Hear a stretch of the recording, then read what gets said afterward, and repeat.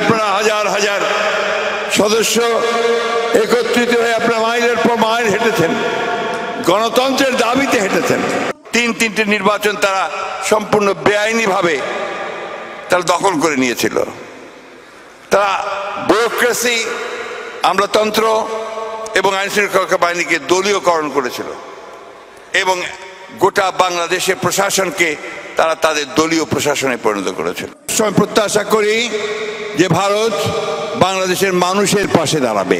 কোন একটা বিশেষ রাজনৈতিক দল আওয়ামী লীগের সঙ্গে পাশে দাঁড়িয়ে সে বাংলাদেশের গণতন্ত্রকে ক্ষতিগ্রস্ত করবে না। তাদের এখন যে কার্যকলাপ যারা বাংলাদেশের বিরুদ্ধে করছে সেই কার্যকলাপগুলোকে তারা বন্ধ করবে। বাংলাদেশের বিরুদ্ধে চক্রান্ত হচ্ছে, বন্ধুগণ, এই চক্রান্তকে রুখে দাঁড়াতে হলে আমাদের যেটা দরকার হচ্ছে ঠিক আন্দোলনের সময় আমাদের যেমন ইস্পাত দৃঢ় ঐক্য ছিল, ঠিক সেই রকম ঐক্য আমাদেরকে আবারও সত্য হতে ধরতে হবে।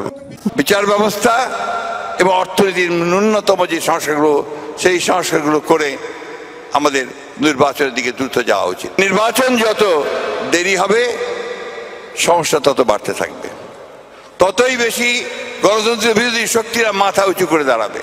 আমরা তাকে দেশে নিয়ে যেতে চাই, কারণ তার নেতৃত্ব আমাদের এখন দেশে খুব বেশি প্রয়োজন। দেশের মানুষ তার জন্য অপেক্ষা করছে।